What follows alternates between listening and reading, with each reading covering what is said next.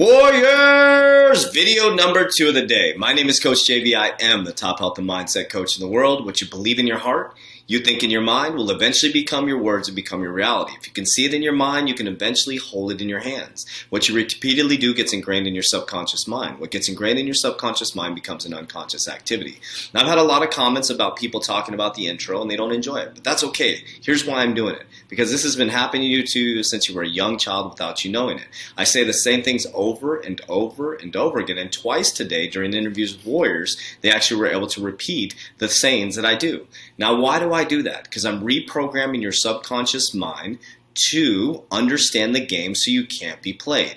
Now, I've been able to take a deep breath from the exciting news this morning. I want to explain. Somebody was like, okay, that was all great. You got excited and I was going off. And so let me explain the importance of Brian Brook becoming the CEO of Binance, okay? So let's understand the players of the games and the games, and the moves that were made. So last year, in the beginning of the year, Brian Brooks was the head legal counsel for Coinbase. Now remember, Coinbase went IPO'd last week, hit the NASDAQ, okay? So now your grandparents, your parents see it on the stock market, it legitimizes it, right? It was a massive IPO. Made the crypto space pump, we had a little bit of a pullback, okay? Now today, they announced that Brian Brooks became the CEO of Binance. Well, if you're new to crypto, you're like, well, what happened? Well, what happened in between Coinbase, the head legal counsel of Coinbase last year beginning, until now? Brian Brooks left the head legal counsel of Coinbase, the top cryptocurrency exchange, to become the head of if you're in America, the head of your operation of currency control.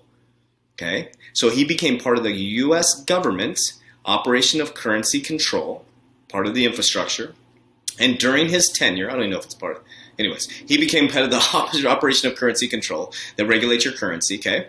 You know how important that is? He moved from cryptocurrency to the OCC, regulating operation currency control, okay? During his tenure, he allowed banks to custody your cryptocurrency, number one. Number two, right before he left, in a very short time frame, he was with the OCC, he federally chartered the first cryptocurrency bank. Brian Brooks leaves the OCC, and we get the announcement today, and I told you guys, April 20th through April 30th, some big things are going to happen. How did I know that? So then Brian Brooks becomes the CEO of Binance. So that's why it's so important, because now people in the actual the masses space, I hate to call it, because we're definitely not the masses, we're the uncommon 1% that are even thinking about this. About 60% of people don't even know about crypto, are literally like, well, that's interesting. This guy was the head of the OCC, and now he's the head of Binance. Okay. Now we have Gary Gensler, who's the head of the SEC, who took over Jay Clayton's position, who threw out the Ripple lawsuit on December 22nd, and then left the SEC abruptly on December 28th. Gary Gensler's coming in to just to fulfill his tenure, and he'll be out around June. And what do you think he's going to do with the SEC lawsuit?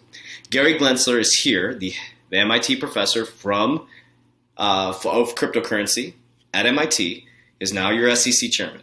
You have Brian Brooks, the CEO of Binance. You have Coinbase now IPO'd.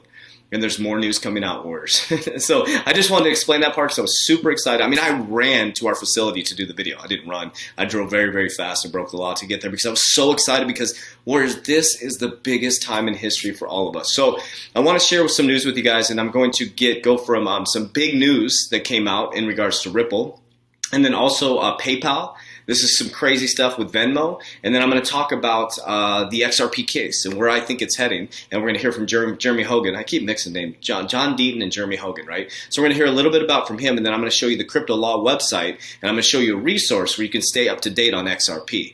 Now, I want to share with you guys, I'm a fundamental cryptocurrency investor. I call it Warren Buffett style investing.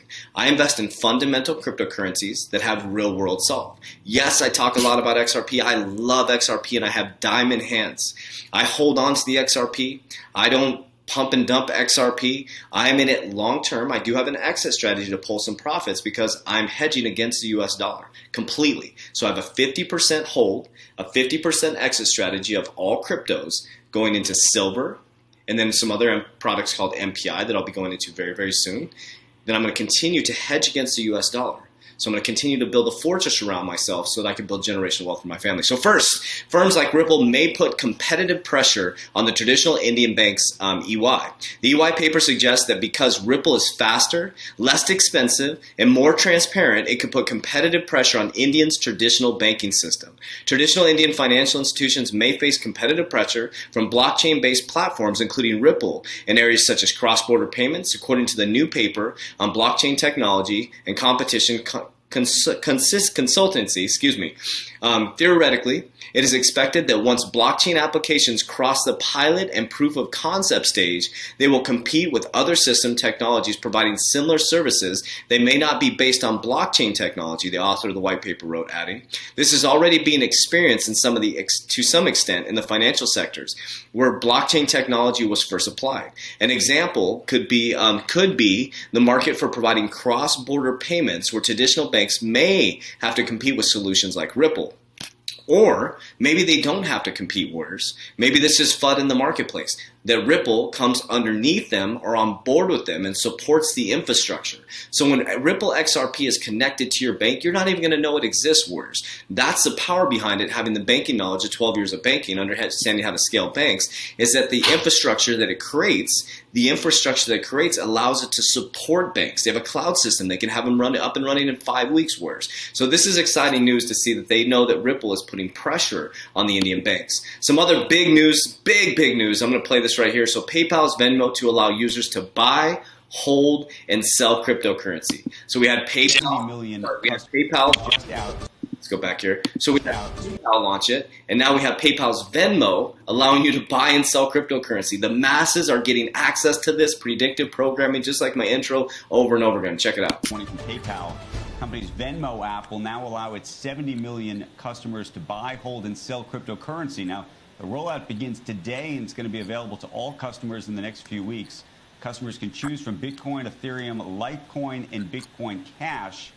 We need to get an update on whether Dogecoin is on the app. The app will also feature guides and videos that help answer commonly asked questions about cryptocurrency. But this could, see a huge surge into this space. This is what we had talked about in the fall when PayPal, the owner of Venmo, said they were going to allow people to first get into this. And given the demographic on Venmo, even relative to PayPal, you could see a lot more action really starting today. So we're going to keep our eyes on all of that. We are watching the price of Bitcoin, as we mentioned earlier, in the Squawk Stack. You're looking at Bitcoin now trading. We're still in the mid-50s at this point, down at 55. We're talking about this on a daily basis, Warrior. Time Magazine talking about it. Time Magazine is looking for a Bitcoin CFO, someone who has acumen in Bitcoin. It is being predictive program put out there, Warriors. Now it's going to be on Venmo, a little bit of a different demographic, right? You have PayPal, a lot of business owners, maybe a higher age demographic. Venmo, the quicker, faster, babysitters are going to be able to transfer their money in Bitcoin. World is changing dramatically, as you know it, Warriors. So we have firms like Ripple putting pressure on Indian banks, PayPal's Venmo to allow you to buy and sell cryptocurrency, not buy and sell, to transact in cryptocurrency, okay?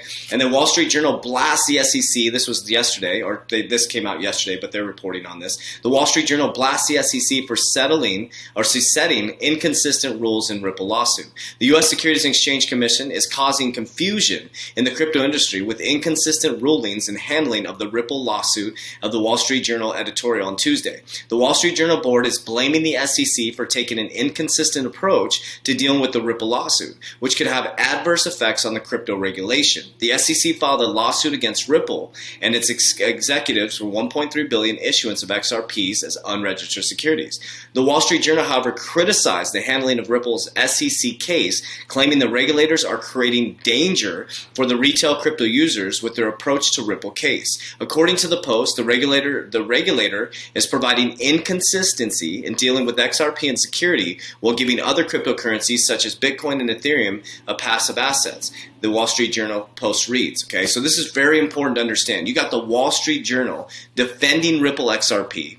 You got banks scared of Ripple XRP. I don't believe this Indian bank thing. I think that's completely a narrative, Warriors. Ripple XRP is the solve for banks. Well, let's hear from attorney Jeremy Hogan. This guy is freaking awesome. First of all, he's freaking hilarious. I did say his name right. Jeremy Hogan, and then there's John Deaton. I keep mixing the two up. So let's hear a little bit from Jeremy Hogan on his thoughts on the Ripple SEC case. I'm not going to play the whole video because I want you to go like, subscribe, comment to his legal briefs. And then I'm going to show you a resource where you can keep up to date from John Deaton, who filed a motion for us, the XRP holders, against the SEC.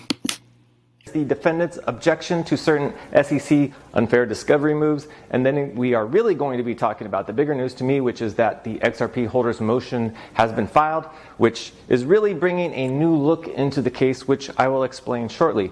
But first, on April 16, we saw a letter motion sent to Judge Netburn by the defendants in this case, and it was essentially a discovery objection. Now, right there at the top of the page, you can see what the defendants want out of this letter. Quote, the SEC should be ordered to cease all use of MOU requests, close quote.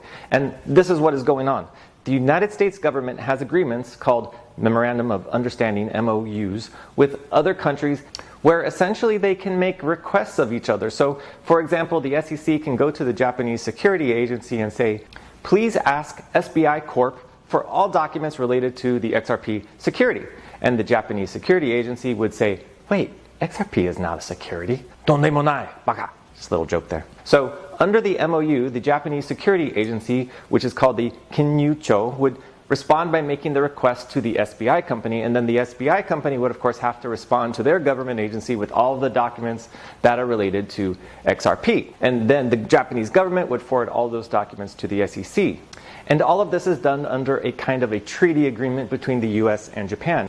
Now, not only is what the SEC doing outside the scope of the federal rules of civil procedure, but it's also outside of the court order issued by the judge regarding discovery in this case. And it also puts a burden and stress on Ripple's business partners getting all these requests from their government agencies. So Ripple and the other defendants have objected to the court in this letter, and I have reviewed the case authority in brief, and unless the SEC pulls a surprise out of somewhere, I think the SEC is in for another bad ruling against it, because this just... I'll leave it right there. Go watch the rest of his video. Very, very informative. Very grateful to Jeremy Hogan and John Deaton for all their hard work in the cryptocurrency space in regards to XRP. So they've been doing a lot of interviews together. I would check out both their channels. So this is pretty cool. So this is John Deaton. You look up Crypto Law. If you look up Crypto Law on Twitter, you can actually join his newsletter, which I did. They have the blog here, and it gives you a lot of updates on the Ripple case. So this is a Ripple wins access. Oh, you just saw that. Follow Crypto Law and Crypto Law US. That didn't pop up real quick. I want to show you this. I'm trying to get this resource. So Ripple wins access to SEC internal discussion. So you can see their blog here. We'll click this one right here. So this is April 19, 2021. The SEC raised its fist and showed its contempt for the US today, and they answered. So John Deaton, he filed a motion to intervene in the case in the SEC versus Ripple yesterday on behalf of the entire XRP community and users, developers, content providers, and many small businesses that utilize XRP as an asset and the XRP ledger. In short, it made it clear to the court that without our intervention, we are without a voice in debate of the great stakes for us and the holders of all the digital assets in the United States. When the SEC brought this lawsuit against Ripple and its two executives, it not only claimed that Ripple and its executives conducted unprecedented 8-year continuous ongoing coin offering, it also specifically alleged that XRP itself had been an unregistered security, and all of us who have traded since 2013 have been engaged in unlawful trades. So, Warriors, the narrative is getting thick. Now think about this. I want you to think about this for just a moment. So why would they have Brian Brooks, why would Brian Brooks leave the head legal counsel of Coinbase to go to the OCC, the Operation of Currency Control, do two major things that would change the whole infrastructure of your banking system, head off to be the head of Binance, the CEO. PayPal allows you to buy and sell cryptocurrency. Now they moved it down to maybe the younger age demographic, to Venmo. Coinbase hits Wall Street. Warriors, it is here. Crypto adoption is here. But I'm going to tell you one thing. If you don't know the game, If you don't know the game, you're going to get played worse. You need to know the game. As you look this way, there's a whole nother narrative going this way. And as everybody floods into the crypto space, we're all going to continue to see price appreciation, make more money than we've ever had in our life. I just did my crypto taxes, and really interesting, and quite a few capital gains. So I'm going to make some adjustments this year as we go along, okay? But I want you to understand, Warriors, this is a very important thing. You could build generational wealth for your family for a lifetime right now. The key is understanding when to get out and when to get back in, Warriors, because as this goes up, it's going to come crashing back down. And we've created a warrior community of over 1,300 warriors worldwide, 15 different countries. So what do we have in our Warrior Academy? The 120-day challenge. You work out with us live daily. Nutrition, subconscious mind programming, mindset, vision board creation, habit stacking, goal setting. We also have a cryptocurrencies course for beginners. We have on-chain analysis, technical analysis team. We also have a Discord with over 1,300 warriors supporting each other along the journey. You have access to my portfolio. I'm very honest, I'm not a financial advisor. I'll show you exactly what I'm doing. An exit strategy to help you understand how to exit the crypto space to make sure that you're building that generational wealth and stay in there long term if you'd like to as well. Not a perfect academy, but the community is something that's never been done before, Warriors. It's gut, mind, body, immunity, and generational wealth. So if you want to be part of one of the best warrior communities in the world, click the link down below to join our private Warrior Academy or our free Facebook group. And as we always say, Warriors, rise! Let's get it. Follow me on Instagram too, Coach JV _ and my podcast, Coach JV Podcast.